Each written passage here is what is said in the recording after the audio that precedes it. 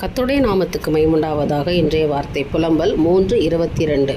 நாம் நிர்மூலமாகாதிருக்கிறது கர்த்தருடைய கிருபையே, அவருடைய இரக்கங்களுக்கு முடிவில்லை. எனக்கு அருமையான தேவனுடைய பிள்ளைகளை, இன்றைய தினம் நம்ம ஜீவனோட பலனோடு இருக்கிறது அவருடைய கிருபை தான் இல்லையா அப்படின்னு நீங்கள் சொல்லுவீங்களா? ஒரு ஆமேன்னு சொல்லுங்கள். கர்த்தர் அல்லவோ இன்றைக்கு பாதுகாத்து வருகிற. உலகத்தில் எவ்வளோ போராட்டம் நடக்குதில்லை, எவ்வளோ ஆபத்துக்கள், விபத்துகள், அநேக வியாதிகள், வேதனைகள். இதன் மத்தியில் உங்களையும் என்னையும் தேவன் ஜீவனோடு வைத்திருக்கார். நிர்மூலமாகாதபடிக்கு, நம்ம அழிந்து போகாதபடிக்கு கர்த்தர் இன்றைய தினம் பாதுகாத்து வைத்திருக்கார். அதுக்கு காரணம் அவருடைய கிருபை தான். நம்ம மேலே ஆண்டவர் வைத்திருக்கிற கிருபை தான். அதுக்கு தான் இரக்கத்துக்கு முடிவே இல்லையா.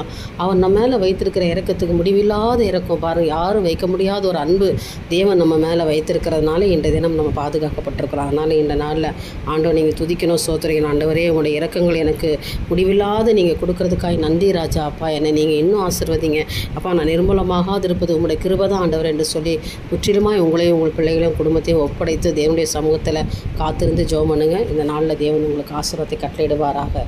தேவனுக்கே மகிமை உண்டாகட்டும். ஆமென்.